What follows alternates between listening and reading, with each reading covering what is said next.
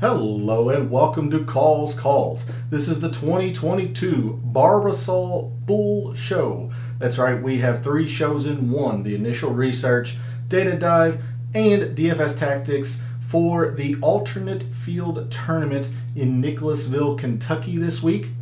So we have a lot to get into. Hopefully everybody had a very good July 4th. Lots of grilling out, pool time, fireworks, all the good stuff. Everybody stayed safe. But we are here for the Barbasol. Quite a lot to dig into. Quite a few field changes. I believe Fantasy National is up to date. But I do have a list of field changes if I find somebody that is no longer in the field. But let's get into it. All statistics provided tonight and every night are from the aforementioned FantasyNational.com. It is the best tool out there. It's going to make you a much better gambler, a much smarter DFS player. Go check them out. It's well worth your investment. In the descriptions to the videos, there are links to my social media. This is where I place my betting cards for the golf content I create. So both tournaments this week, the Scottish and Barbasol, as well as interesting research that I find throughout the week for the golf and baseball content that I create. Was not able to post anything to Twitter and Instagram today regarding research. I tried to find different things for the Barbasol, just couldn't narrow down really any solid pattern, especially with only 3 years of the tournament being played at Keen Trace and only 2 years of data in Fantasy National, so not a lot to go on, but we're going to dissect what we can. And then finally, we're live. Chat is open. I do want to hear from you all. How was your 4th? Who are you looking for tonight at the Barbasol, and what are you looking for? Who do you have your eye on? Do you think there is a sneaky good play? If you have any idea of ownerships, who do you think some good pivots and fades are? So let's cover the entirety of the 2022 Barbasol. And we start with the tournament fact sheet for the Barbasol. We're going to run through the initial research very, very quickly, try to get through as much data as we can, and then the DFS. The show might be a tad bit long tonight, but I'm going to try to keep it within a reasonable hour time limit. So, as I mentioned in the intro, we are in Nicholasville, Kentucky, at Keen Trace Golf Club for the Barbasol. It is a fairly medium length par 72 at just over 7,300 yards. So again, no short course metrics, no long course metrics. The architect is Arthur Hills. Again, no architect data to really go on. Some of the course information here, exactly average green size, 6,000 square feet here at Keen Trace, and I think the PGA Tour is 6,050 something, and I always round it down just to say 6,000 square feet. It's just easier. So exactly average tour size greens, quite a bit of fairway, a lot of rough, but we'll see how much that doesn't really matter. There are 6 holes with water in play, so you can make big numbers if you're not careful. And we are on bent grass throughout the majority of the course, except when you are in the rough with some bluegrass and fescue. So there's a look at the Barbasol Championship Keen Trace from a GCSA standpoint. Again, medium length par 72, average size greens, and bent grass greens.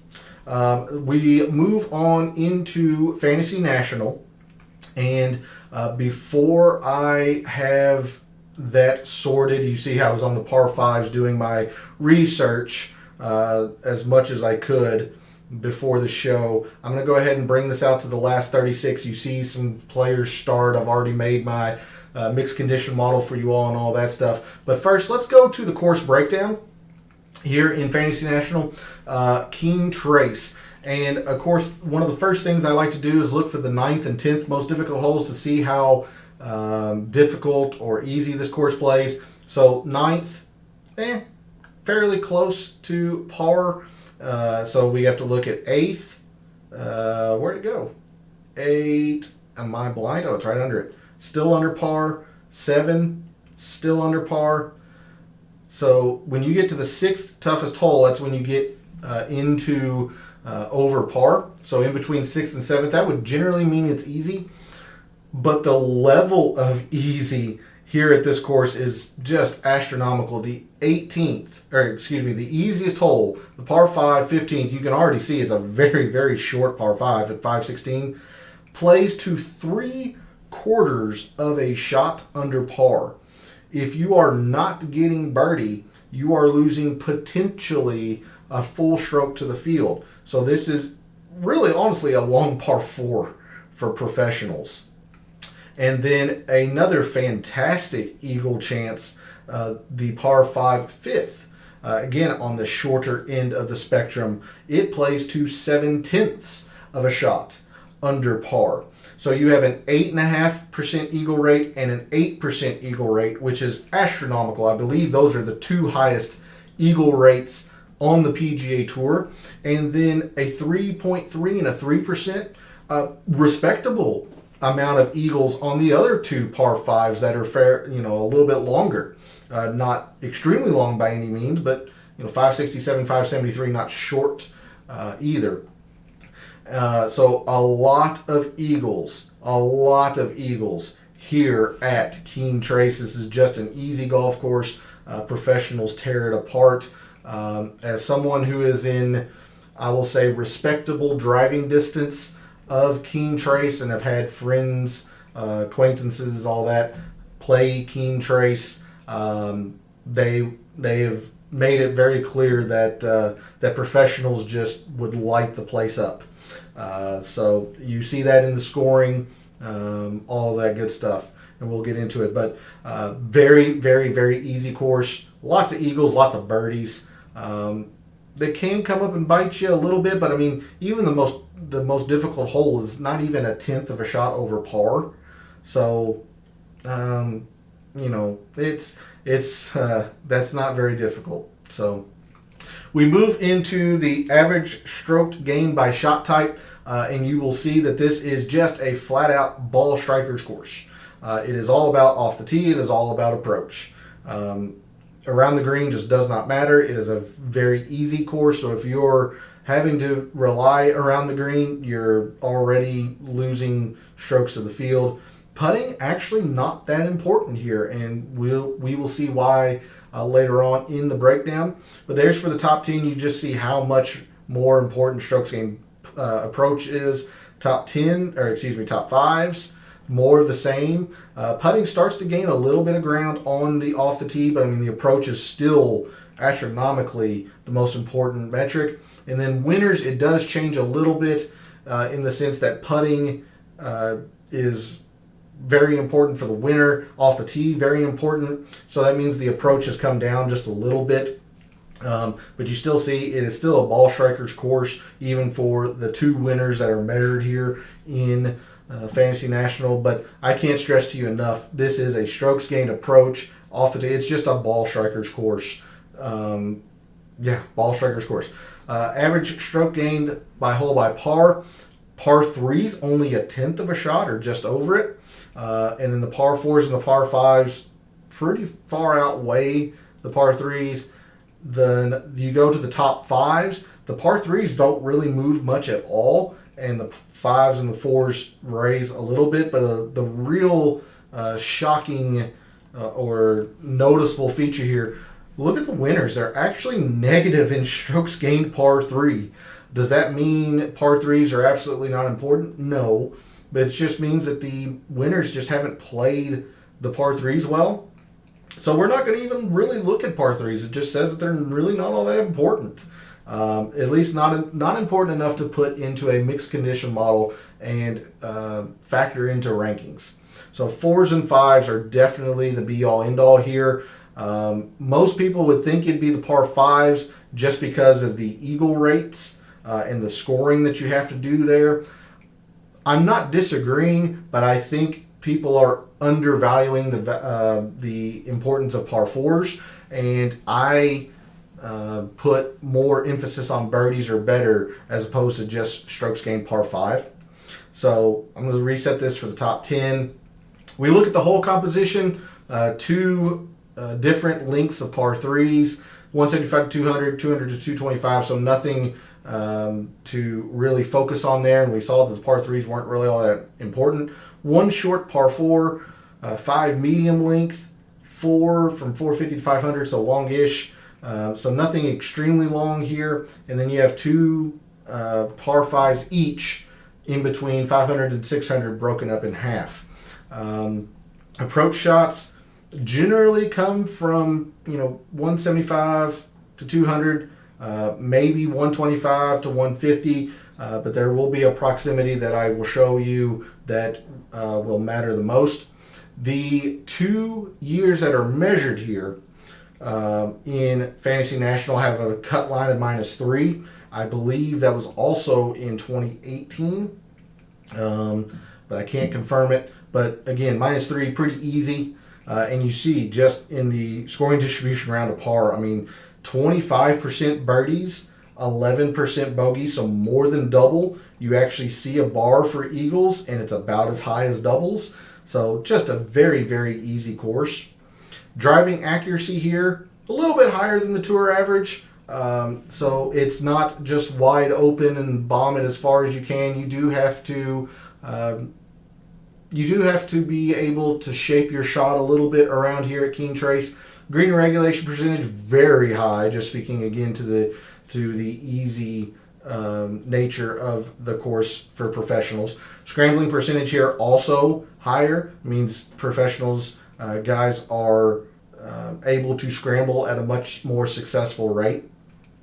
3 putts per round, roughly the same, maybe just a bit higher than the average tour event, but nothing astronomical where we need to factor that in. But here is where things get really just appropriate. You see Ball Strikers course, it's easy to hit fairways, or easier to hit fairways, and distance is really, really key here. Really long. Then green and regulation proximity, a little bit closer than the average tour event, but not by much. But here is something that I generally don't look at, but this is pretty darn stark. The number of putts that come from 0 to 5 feet, these birdie putts, there are almost half of the birdie putts here at Keen Trace come within 0 to 5 feet. What's that tell you, at least off the top of your head? Well, it tells me that proximity, just total prox, is going to be extremely important. So guys who hit their irons, all of that's, just proximity in total to give themselves, just this sheer amount. And also it tells you just how easy it is. From 49.9, almost 50% of the birdie putts made here at Keen Trace are within 5 feet. And it also tells you that putting's really not all that important. If everybody is sticking it close, it's just a matter of how close are you sticking it. So very, very easy. So there's a look at the course breakdown here at Keen Trace. We'll go to the historic conditions very, very quickly. You can see here, all easy. Again, it has been at Keen Trace since 2018. So I'll highlight those for you. We're on bent. I don't feel comfortable doing a green speed, maybe average, but again, you never know. The wind has played a little bit of a factor. I do have wind finder up, but we have been on very receptive bent greens, and the course has always been easy since moving to Keen Trace. So with that, let's cover a few things here in Fantasy National. So first thing I have here, I have preset this to the beginning of the PGA Tour season. So every single thing that I mention in the data dive portion of this show will be with the assumption that it goes back to September 13th or the Fortinet of this year, this PGA Tour season. So the first thing we want to look at, obviously, easy. This has been an easy course. It will be an easy course. It's always going to be an easy course for professionals. So your top 10 best players in rounds that are easy to par so far this PGA Tour season. You've got Taylor Moore, Mark Hubbard, Satoshi Kodaira, Hayden Buckley, Tyler Duncan, Michael Thompson, Patrick Flavin, Chris Goddard, Ben Coles, and Chris Stroud. So good stuff here. You really want to be focusing on a lot of these easy metrics. The course is what it is. It's going to be easy. And something else to note as well about this field, with a lot of the Americans going over and playing in the Scottish, a lot of Euros are coming over here to play the Barbasol in what is basically an alliance, I guess, between the DP World Tour and the PGA Tour, basically just trying to shut out the live golfers and all that stuff. But you can see just the amount of most of these guys, I would say 90 to 95% of these guys are Euros / play on the DP World Tour, even if they're not European, South Africans, maybe a couple of Asians and all that stuff. But there is quite a few players that just don't have any data, any experience over here, so it's going to be hard to navigate those players unless I remember them from majors or other various events around the world. But there was a look at the strokes gained total when it's easy.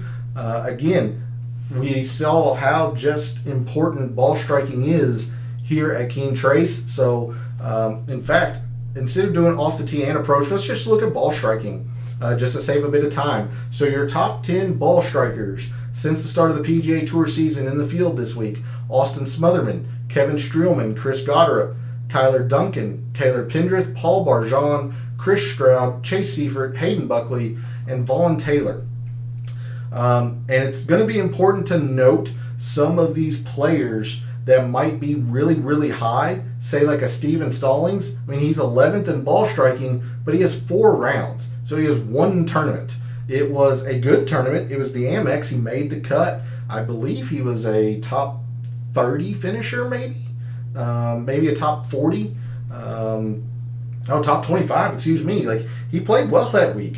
He gained a whole lot in putting, but he's got 1 tournament of measured rounds, and it was very good, so his data is going to get skewed. Now, he has played fairly well on the PGA Tour his limited times.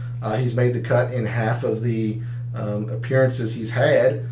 He made the cut last year at the Barbasol. That wasn't great, but it's just going to be mindful. Let's just be mindful of the amount of rounds these players have. Steven Stallings, 4. Conrad Schindler, 8. Some of these guys just don't have a lot of data, so it can get skewed. But anyway, there is the top ball strikers here at the field this week. Let's go ahead and look at putting very quickly, and I am going to put it on bent. I'm not terribly comfortable doing any speed filters. However, if you want to put average speeds, I wouldn't blame you, just because every year it has been bent average speed bent greens here. But I'm just going to look at bent greens. So your top bent green putters since the start of the PGA Tour season in the field this week at the Barbasol. You've got Austin Cook, Patrick Flavin, Jim Canoes, JJ Henry, Samuel No, Justin Lauer, Mark Hubbard, Harry Higgs, Aaron Cockrell, and David Skins. Again, just be mindful of the amount of rounds here. Like JJ Henry's only got 4 rounds on bent. Aaron Cockrell, 4. Ricky Barnes, 6.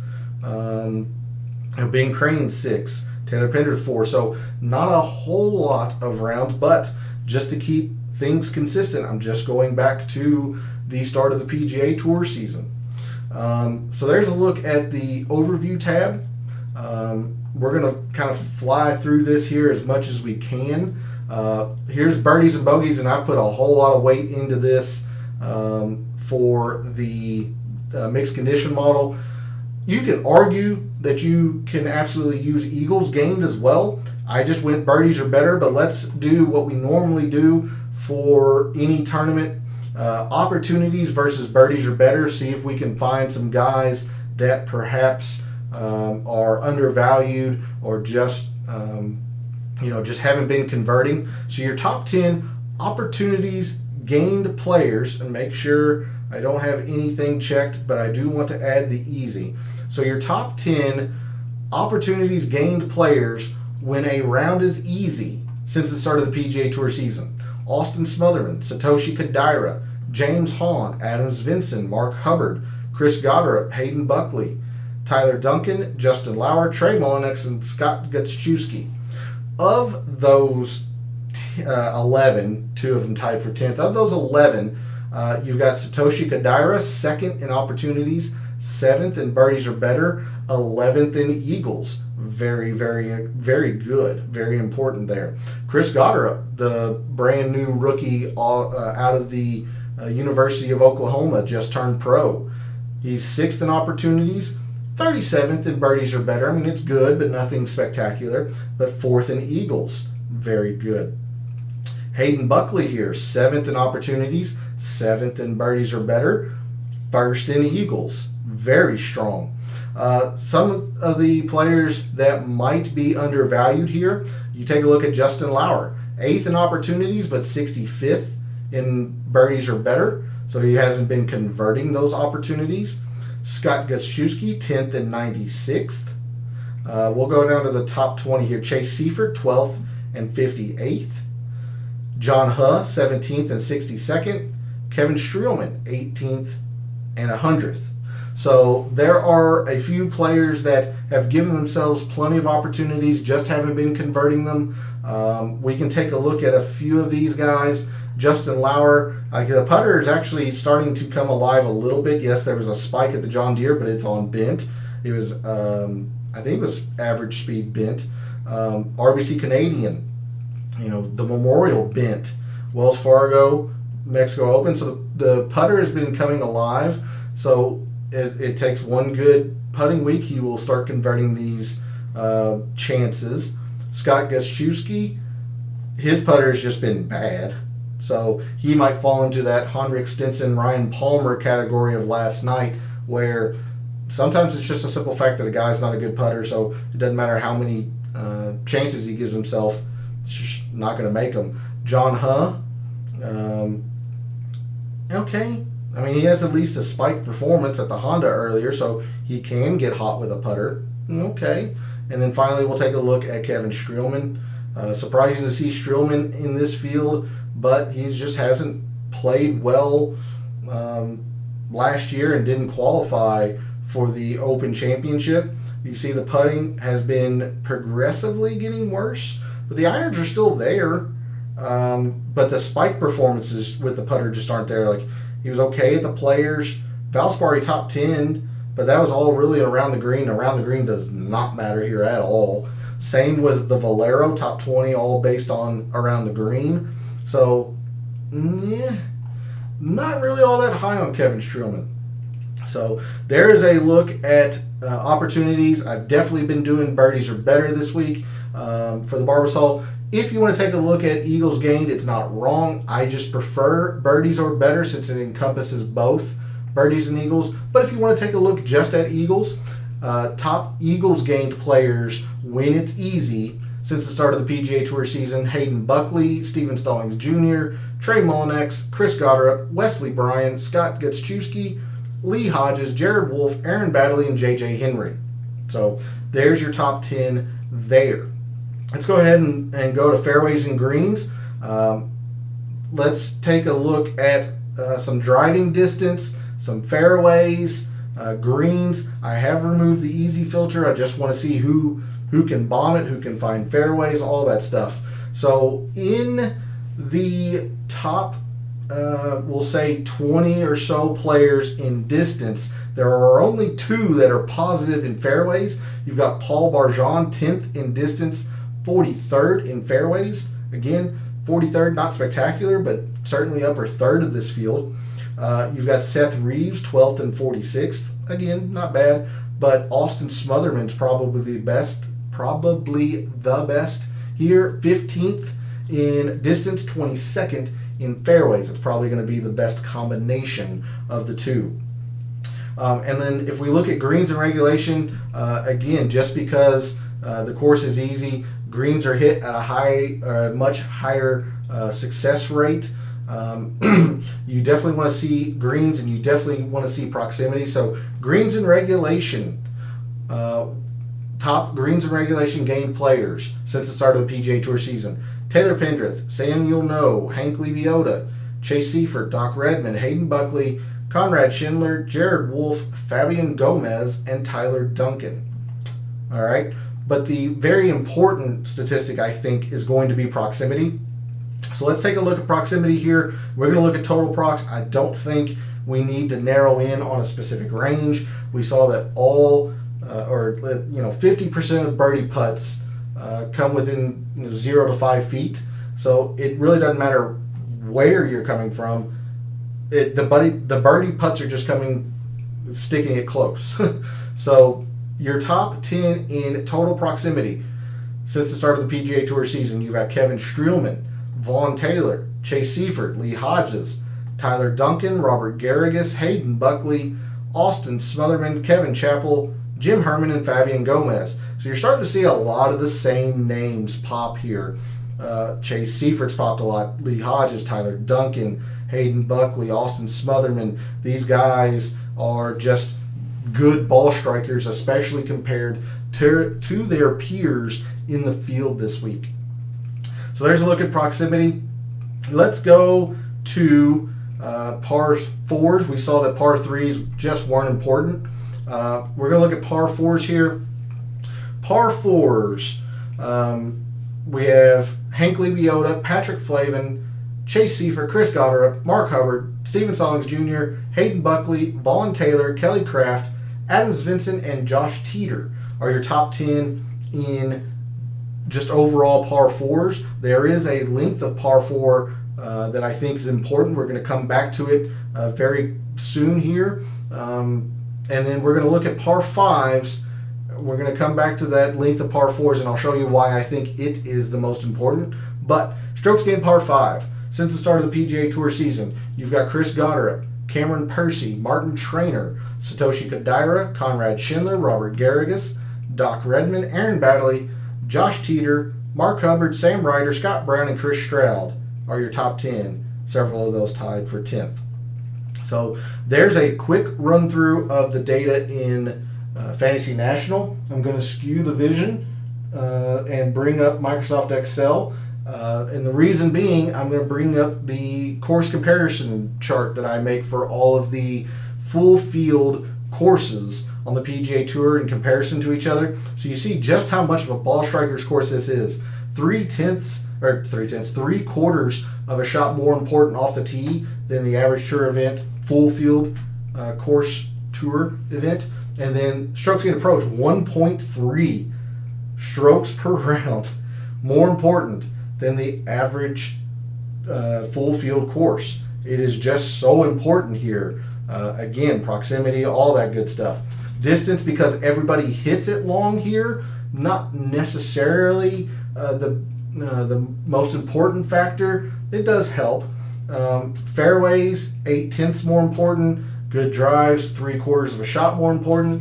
Greens, almost, it is more than a full shot. 1 1/10 full shot more important here at Keene Trace than it is at the average full field course on the PGA Tour. So you see tee, approach, fairways, good drives, greens, ball striking. It's all ball striking. We come to eagles and birdies. Look here. Birdies, almost a full point. Bogeys do not matter. It is all about getting your birdies. Eagles are still fairly important, 3/10, but not necessarily as important as somewhere like Sedgefield. And that's why I do the birdies are better. If this number were, higher, maybe 2/10 or a quarter, maybe I would do both eagles and birdies. I just like birdies are better, especially because this is almost a full shot more important birdies gained than the average full field course. Par threes, exactly average. We saw the winners are actually negative in strokes gained par three. If there was a range of par threes, it's 175 to 200. I don't want to put any stock into that. Par fours, middling in importance, to be fair. Only 1/4 of a shot more important than the average full field course. But here's the reason why I think It is 400 to 450. These are actually very, very important here at Keen Trace, and it's also the range that has the most holes in that range. There's 5 from 400 to 450. There's 4 from 450 to 500. So we'll definitely take a look at 400 to 450 when we go back to Fantasy National. Par 5s, we saw that was important. A half a shot here. Okay, we'll just both of these are so close to each other that it's pretty inseparable in terms of their importance. So we're just going to look at strokes gained par 5 like we did. But here is the real big indicator here. Proximity total. This is the highest number on the PGA Tour in terms of full field courses. This is the highest number in terms of average related to the other courses. 81.5. I mean, the Wyndham is really darn close at 61 3/4, but I mean, 81.5 is just an astronomical amount in terms of total procs. We used total procs at the John Deere last week, and it was very important. This is 4 times the importance than it was at the John Deere. Proximity is just a huge factor here. Byron Nelson's the same. The Valero's the same. None of these are even coming close to the Barbasol's 81.5. Now, you could certainly argue that you might want to use these longer approach proximities. I'm just going total procs, and I'm putting everything into total procs. So, agree or disagree, I'm telling you why and what I'm doing, or what and why I'm doing it. So there's a look at the comparison course. Very quickly, we will bring up the former performance or past performance here. Again, the 2018 tournament is not in here, but it has been played 3 years. It is what it is. In Fantasy National, they don't have it. But of the players that have played this well, like you have Henrik Norlander, who's gained a ton in strokes gained approach. Ryan Armour. Sam Ryder has played this event twice and averaged a top 5. Look at his strokes gained approach and off the tee. Sam Ryder, somebody to think about this week. Let's see, others. Taylor Pendrith did it all in strokes gained off the tee. You got Satoshi Kodaira. He popped on a whole lot of the models. He's got fairly high numbers in both. Cameron Percy played it twice, made the cut both times. Has been good in the ball striking department. I think that might be it in terms of high success in both. You have somebody like a Ryan Armour, 4.7 and 1.5, not terrible by any means. Or you have your specialists like Taylor Pendrith, or like a Bo Hogue, even Conrad Schindler to a little less of an extent. So there you go. There's some of the top ball strikers and their performances historically here at Keen Trace. Driving distance. Oh, sorry, I went one past. So fairways, good drives, greens. You see here, I mean, the guys that have played the course the best. I actually need to freeze these panes for you. I apologize. So view, freeze these panes. Haha. All right. So, Norlander, been okay. He's played this well, but he has no distance. Same with Armour. Now Pendrith has a ton of distance. So I mean, it can help, but it isn't necessary. It's all about your greens. You see the high propensity of green here. It's all about good drives. You see the high propensity of green here. Birdies gained. I mean, just look at all that. That's heavy green. Now you do have Andres Romero down here at 4.4. He's made the cut once and missed the cut once. Now he's done well with birdies. He hasn't done well with eagles. Apparently he's had some double bogeys. That really kills you on this course. But look at just the high propensity of birdies gained here. That tells everything you need to know about that statistic and its importance. We're going to skip par 3s. We saw that it's just not important. Par 4s, and then again the 400 to 450. If we come down here to the top 20 top finishers, you can say. The average here is a 2.3, and the average in 450 to 500 is 0.8. So quite a bit more important here in the 400 to 450. So that's why we're going to look at that one when we go back to Fantasy National. Par 5s, again, if you want to take a look at the ranges, 500 to 550, this is an average of 1.3. This one is an average of 0.9. So again, a little bit of a gap or separation, but nothing too astronomical like we just saw with the 450 to the 400 to 450 versus the 450 to 500. So we're just going to focus on strokes gained par 5. And I mean, you still have some high levels of green here. And Greg Chalmers, he tied for 31st his one appearance here, tore the par 5s up. Josh Teeter, 2 for 2 here. Mark Hubbard, Taylor Pendrith. And then look at these numbers for the proximity. I mean, you've got a 374, a 354, 340, 363. Jim Herman is your champion in 2019. Your defending champion's not in the field. It's Seamus Power. And then in 2018, the winner was Troy Merritt. So if you want some, previous champion mojo, if you will, Jim Herman's in the field. He won in 2019. The reason why this doesn't say first is that year is not in Fantasy National. But you can see just the level of just total procs here. I'm trying to look. I mean, 200 plus looks like it could be pretty darn important with the level of green and the high propensity of dark green. But, you have David Lingmarth, who's not high. You have Kadira, who's not high, who's played this event extremely well. Percy, Vincent Whaley. So it's not mandatory, is what I'm getting at for the 200 plus. So we're just going to look at total procs. So there is that. I'm going to close this out. There's a quick look, and I'll hold it up here for just a second in case you want to pause the video, take some quick notes on players who have played at Keen Trace, who's done well, all that stuff. But now we're going to go back to Fantasy National. Let me save that and close out of that. Apologize, we're going to have to change the vision again, so I'm going to bring up Fantasy National. And because I mentioned we would go back to it, let's check the par 4s, 400 to 450 really quickly. So your top performers in strokes gained par 4s from 400 to 450 yards since the start of the PGA Tour season. You got Patrick Flavin, Adam Svensson, Kelly Kraft, Chase Seifert, Bryce Garnett, Aaron Baddeley, Kevin Streelman, Hank Lebioda, Sean O'Hare, and Patton Kazire. So, again, just be mindful of the amount of rounds here. Like Steven Stallings has been up there quite a bit. He's got 4 rounds. Josh Teeter's 4 rounds.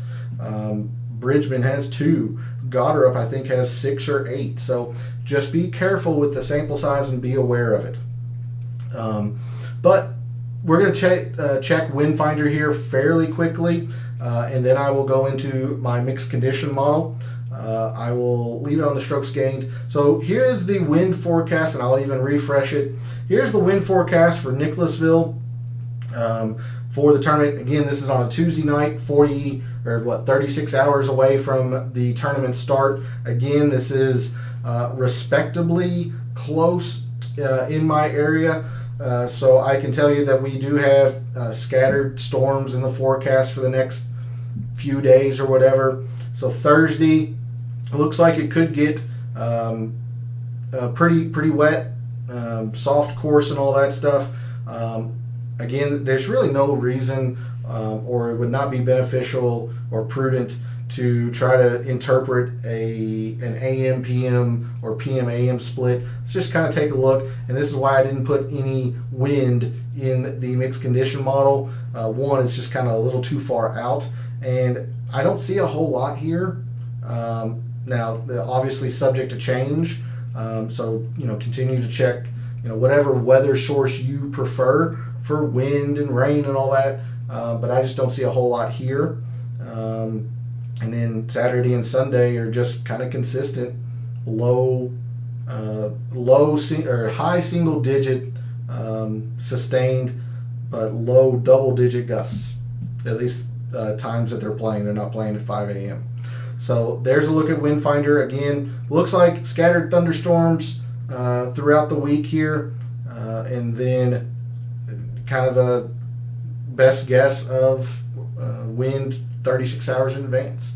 So let's go to the mixed condition model. And what I have here, we kind of focused on, or I put a little bit more of attention to it. I put a full 15% in strokes gained total, easy to par. This is an easy course. We know it's going to be an easy course. It's going to play as an easy course. Who plays easiest courses well? We also saw that this was a ball strikers course. So when we saw that approach is so darn important, and it's my favored statistic. So it's 20% in strokes gained approach, 10% in off the tee, but off the tee is certainly important. Birdies are better gained when it's easy. You can argue that you need to put maybe some eagles gained in there, or take a look at opportunities. I just want to see who converts. Birdies are better on easy courses. Same with greens in regulation. Who hits greens when it's easy? Who hits the ball closest to the hole? We saw how important proximity is here. So 15% in proximity. And then 5% split out between the par 4s, the par 5s, and the par 4s 400 to 450. So again, no par 3s. There was not a real distance of par 5 or a range of par 5s. And I am so leaning into the easy metrics, and I think that it's going to be prudent to put a whole lot of emphasis in proximity. In birdies are better, in approach. I just didn't have a lot of percentage left for these, and I'm just not sure how much they're going to play in terms of an overall factor. So when I ran the results, again, I was very adamant about making sure you paid attention to the level or the number of rounds some of these players have, because it's going to get skewed because there's just not a lot of sample size. So when I ran the data model, the top 10, Austin Smotherman, Mark Hubbard, Tyler Duncan, Steven Stallings Jr., Chris Goddard, Lee Hodges, Hayden Buckley, Satoshi Kodaira, Taylor Pendrith, and Adam Svensson. Now, 9 of these 10 I certainly agree with. Is Steven Stallings the 4th best player in this field? No, I don't think so. At 6,100, is he usable in DFS? Maybe. It's only 4 rounds. Now, he's played okay when he's been on the PGA Tour, but I can't say that I'm all in on Steven Stallings when it's 4 rounds that is being considered in this data set. Again, all of these metrics here that were used to generate this mixed condition model just go back to the beginning of the PGA Tour season, September of 2021. So he has 4 rounds. Steven Stallings. Chris Goddard has maybe 8, 10. Let's see. He's got a few more. So let's see. 4, 6, 10. So he's got a few rounds here. But these were when he was an amateur. These last 2 tournaments have been as a professional. His irons are very good. He's had a couple of poor putting weeks and a very good one. I'm much more bullish on Chris Goddard than I am on Steven Stallings, just because there's a bit more sample size here, and there's a whole lot better finishes here from Chris Goddard. But otherwise, other than Steven Stallings and the skew of the ranking because of his sample size, I kind of like this top 9 or 10. Smotherman, I've been on a whole bunch this year. He's probably the best ball striker in this field overall. 4th in approach, 2nd off the tee, 3rd in greens when it's easy. He plays easy courses well, like Mark Hubbard, Tyler Duncan, Goddard, all these guys. So instead of spending a whole lot of time on my rankings, let's just go through the price board here, trying to save as much time as possible. In the 10Ks, we have 3 players, and this will be a good time for me to mention that any ownership projections right now are pretty superfluous. Again, we're 36 hours away from the tournament. There's a bigger tournament going on, so not a lot of focus has been on the Barbasol, which can be a good thing. If you're really, really data intensive, you can really exploit some weaknesses when players or your fellow competitors and the betting markets aren't paying attention to the alternate field tournament. For example, last I saw, Mark Hubbard was the tournament favorite at 16-1. It's very, very rare that you get a favorite of a golf tournament at 16-1. Chris Goddard's the second choice at 18-1. So you better believe I fired up a couple of those bets just on principle of being 16 and 18-1. And there's a lot of value on especially the betting board in an alternate field event. So if you're willing to do your due diligence on a field that is not exciting, you can find a whole lot of values. It's the reason why I hit Seamus Power last year at the Barbasol, even though he was one of the co-favorites. He was 16-1. You just kind of bet a favorite at 16-1, or at least I think you do. But anyway, that's beside the point. In the 10Ks, you have Kevin Streelman, Chris Goddard, and Mark Hubbard. Again, very, very, very early projections per Fantasy National. You have the most and second most projected player in the field in this range. Chris Goddard's the most projected owned. Mark Hubbard's second. And then Kevin Streelman is at 13.5%. So again, do these values probably hold weight? Probably not. They're probably going to come down a little bit. Like right now, Goddard's at 25%. Mark Hubbard is at 23.5%. It could be very well that they are that high, but I'm agreeing with the general consensus here. I'm very high on Hubbard. I'm very high on Goddard. Not very high on Streelman. So can't really argue with either of those. I don't think I'd want to go to Kevin Streelman even if he is a pivot. I just like Goddard and Hubbard. I'm really high on Mark Hubbard. In the 9Ks, you've got Adam Svensson, Taylor Pendrith, Patton Kizzire, Chesson Hadley, Hayden Buckley, John Huh, and Lee Hodges.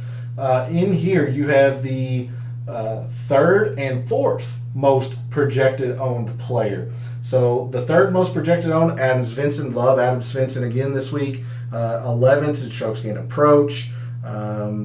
Where's off the tee? There it is, 31st. So not amazing. The length of the par fours, great. Plays easy course as well. Really like Adam Svensson. And then the fourth most projected owned is John Huh. I understand it. 20th in approach, 15th off the tee, so very good ball striking, good at par fours. But, he doesn't play easy courses well. He does not convert a whole lot of birdies or better. I have enough worry on John Huh, and seeing him at 20.5% right now, I don't know if I'm willing to call it a full fade, but it's certainly a fade. It is certainly a fade, especially because I'm so high on Lee Hodges, $100 less. Look at Lee Hodges here. He's number 1 in proximity, number 4 in greens and regulation when it's easy, 14th in strokes gained approach. Now off the tee has been troubling, and of course that needs ball striking. That can be troubling, but again, I'm just all in on proximity. He converts birdies or better. He plays easy courses well. I love Lee Hodges this week, and Lee Hodges is sitting at 16.5%. Again, I don't know if that's going to be accurate. There's so few lineups that have been generated in Fantasy National. I can't say with any certainty that is right. Let's see. Elsewhere in here in the 9Ks, Hayden Buckley. Don't mind Hayden Buckley. He popped a few times on the data model or in the filters, but the approaches can be scary, but there's a lot of elite here. A lot of elite in there. Greens 4th, off the tee 3rd, easy courses 4th. I like Hayden Buckley. The irons do scare me, and of course that demands irons. Hank Lebiota, okay. Sam Ryder, Lebiota and Ryder in the 8K. So the one pivot in the 9Ks is Patton Kizzire.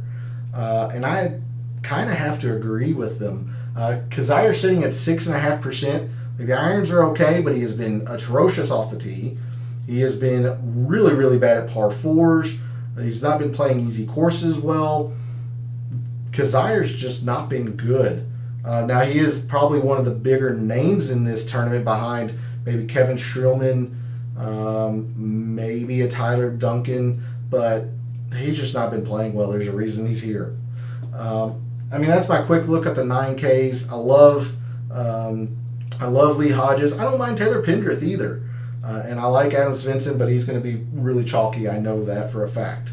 8Ks. Yeah, Lee Biota, Ryder, Kraft, Taylor Moore, Duncans, Grayson Sigg, Ryan Moore. Oh, sorry. So let's try that again. In the 8Ks, Hank Lee Biota, Sam Ryder, Kelly Kraft, Taylor Moore, Tyler Duncan, Grayson Sigg, Ryan Moore, Austin Cook, Austin Smotherman, Michael Thompson, and Michael Gligic. In here, you've got one extremely high, projected, highly owned player at Sam Ryder. Again, I really like Sam Ryder. There's a lot to like here. He's been under par in all 8 rounds he's played here at Keen Trace. Number 9 in strokes gained approach. Now, the off the tee can be an issue, just like it was for Lee Hodges. Lee Hodges is just better off the tee. But there's a lot to like here with Sam Ryder. I'm just higher on Lee Hodges, but I can understand the Sam Ryder. But seeing him at 20%, I don't know if that's a go-to or not. I really kind of want to fade that, but I think he's going to be pretty good this week.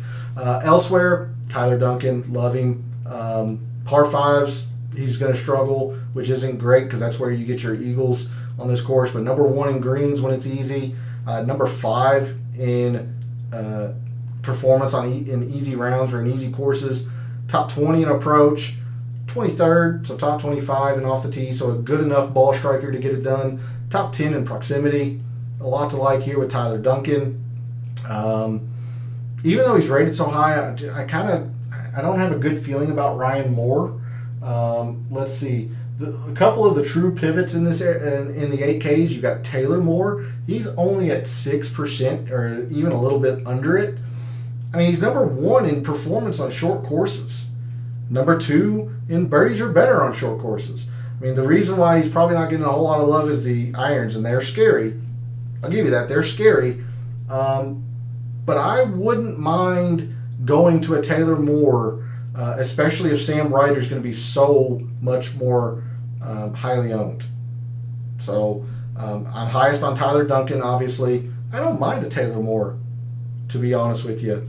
Austin Smotherman's my number 1 player in my rankings. He's sitting at 19%. He's going to be chalky.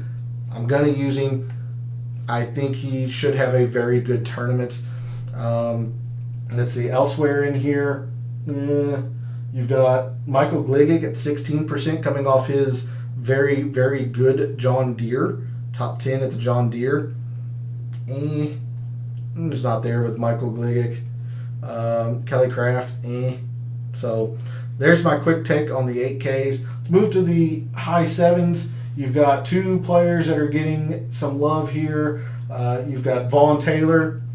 Again, a lot to like here. Number 1 in strokes gained approach. Off the tee, again, like Lee Hodges and a couple of these others have been poor. So enough reason for pause. But number 1 in irons. Number 4 in proximity.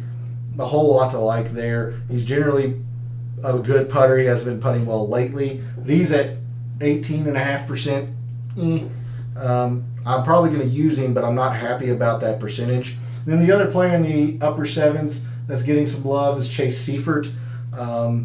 He popped on quite a few of the metrics that we just looked, mainly strokes gained approach, again, proximity, par 4s, just like Vaughn Taylor. I am much higher on Vaughn Taylor than I am Chase Seifert, even though Chase Seifert rates out higher in my rankings. I'm just higher, stop highlighting, I'm just higher on Vaughn Taylor. Chase Seifert here, not in good form. Just not in good form. He's missed 4 of his past 6 cuts. The Wells Fargo was okay. RBC Canadian was good, to be fair to the guy. Gained 5 strokes gained approach, or 4.5, but lost 3.5 on the greens. Whereas Vaughn Taylor actually is coming in with a modicum of form. 3 straight made cuts, 4 of his last 5. He had a top 10 earlier in the season. He's coming off also a top 30 at the John Deere. Like, I'm just higher on Vaughn Taylor of those two. Elsewhere in the upper sevens, players that I like, Vincent Whaley. Take a look at Vince Whaley. Here at 7,800 now, I know he is really far down in my rankings for what is a pretty weak field.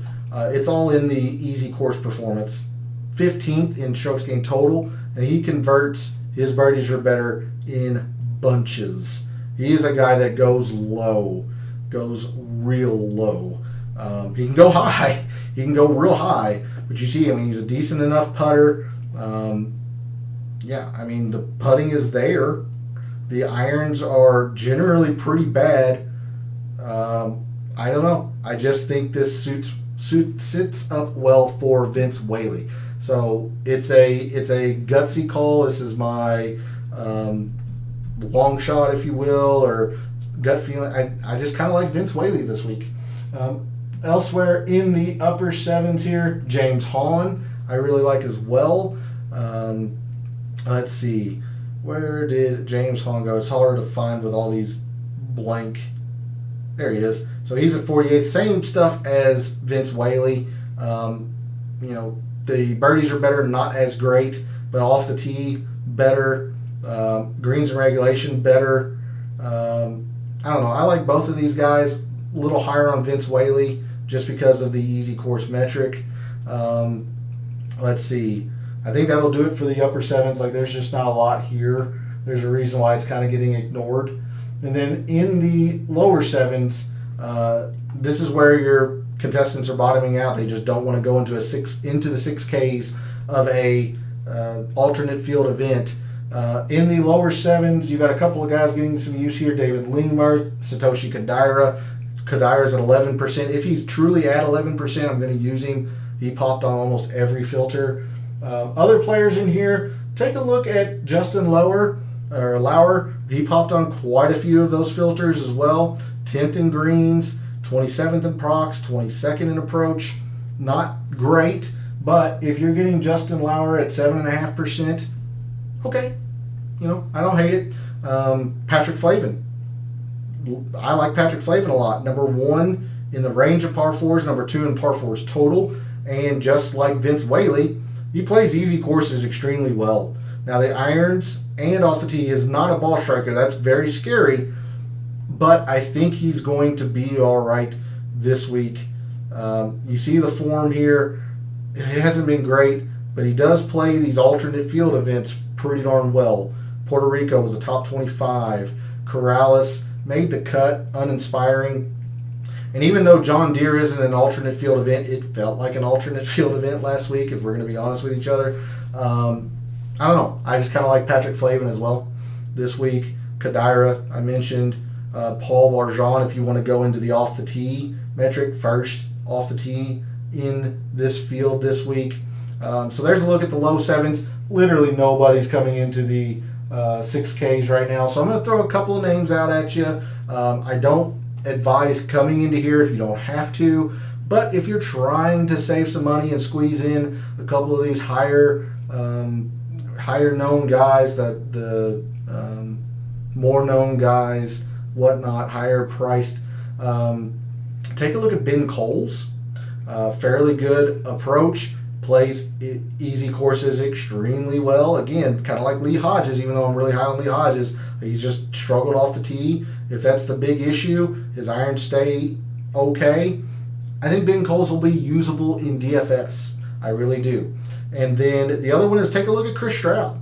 8th in strokes gained approach. His off the tee is not nearly as bad as these others. He's also played easy courses really darn well. He certainly has some flaws. Not saying he doesn't, but he could be usable in DFS as well. So I will throw those two names out at you. Yes, I understand that Steven Stallings rated 4th. I can't advise going there. I just can't with 4 rounds. Am I going to throw him in a lineup or 2? Yes. Yes, I will. Just because the numbers are good from the very small sample size. but I can't advocate going to it. I just can't. I don't advocate going to it. The most comfortable I'm going down is Chris Stroud, and I really don't like doing that. I don't mind coming to a Ben Coles if I have to.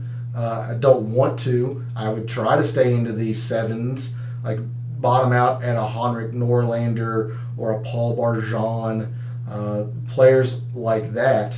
But if I'm trying to squeeze in, say, a Mark Hubbard and an Adams Vincent, I'll come down to Chris Stroud or Ben Coles. So there's a look at the price board. Let's move to Microsoft Excel for the last time. Start making some lineups. We're a little bit over time, so I'm going to try to do this fairly quickly here. I checked DraftKings about an hour before I went live. There were no tiers contests out for the Barbasol, so I don't have that information. They might not actually have tiers contests for the alternate field event, but let's try to make some of these lineups that your fellow contestants, your competitors are making. We're going to start with Chris Goddard. He is the most projected owned player. Let's find out where they're trying to bottom out here. Probably Lingmerth at 12.7, maybe a Kadira. We'll use David Lingmerth. Let's see, that leaves them at about 8,200 per. They'll probably come into John Huh. Then if we go into the 8s, probably using Austin Smotherman. And then that leaves them 78 and 77, essentially. So around this range, you've got Vincent Whaley, you've got Michael Gligic, Vaughn Taylor, absolutely getting a whole lot of love. So 7,800 leaves Vince Whaley. He's the one that's getting the most love in the the 7,800s. Vincent Whaley. So again, this says 18%. Do I think it's going to be 18%? No, just because there's so few lineups generated so far for the Barbasol in Fantasy National. But that is going to be a very, very chalky lineup. I can tell you that. So what I've been trying to gear myself towards is I don't want to ignore Goddard and Hubbard like I was trying to ignore Hadwin and Simpson last week. I'm much more comfortable using a Mark Hubbard or a Chris Goddard, but I really, really don't want to go into the 6Ks if I don't have to. So I've been trying to bottom out at Patrick Flavin, and that leaves me a lot less wiggle room than some of these other higher or these chalky lineups, I should say. So I've been going something to the effect of Patrick Flavin, and then talked about Justin Lauer, how I like Justin Lauer this week, if I could type. Other players here, like Lee Hodges, I like quite a bit. I'm going to insert him second. He might be able to come down to third. Austin Smotherman's going to be very chalky, but I like Austin Smotherman. James Hahn, somebody I like a lot too. Let's see, trying to come up in here and try to be somewhat unique. Taylor Pendrith, I like. Adams Vincent is going to be very, very chalky, but we'll say Taylor Pendrith, Lee Hodges. That still gives me 8,500 per. Like Tyler Duncan's all right at 8,500, leaves me 8,500 still for an Austin Smotherman, a Ryan Moore, a Grayson Sigg if you're there. I'm going to use Austin Smotherman just because he's number one in my rankings. So there's a style of lineup that I've been building around. You can see it's still projected at 12.7, which is high in a more filled out expectation or more lineups generated. But considering that the chalky lineup we just built was 17 point something, I'm pretty comfortable with this. Now, if, and this is an if, we're going to go full crazy calls fashion. We're using Stallings Jr. If we're going to do that, I am trying to fit like Mark, and I'll use Chris Goddard because I used Hubbard last time. I'm going to try to do like a Chris Goddard, Adams, Vincent start, and I still have 8,000 per here in these three players. So depending on how far low you're willing to go, say you're willing to go into the low sevens for a Satoshi Kodaira. That leaves you 8,400, kind of the same range that we just had here. Like I'm going to go with Lee Hodges at 9,000, leaves me 78, which is James Hahn and Vince Whaley, who I really like. I'm using some of the same players. I'll say James Hahn just to make it different. Or if you don't want to come as high as Lee Hodges, you can come down. Like I said, I like Tyler Duncan quite a bit. Taylor Moore is somebody you can kind of think about. This gives you another 8,000 player, like an Austin Smotherman. A little bit more chalky, but you're getting 4 very, very good players in this field, and Satoshi Kodaira, who popped on a whole lot of the metrics. So that is going to do it for the Barbasol tonight. Guys, I really hope that you enjoy the show as much as rushed as it was.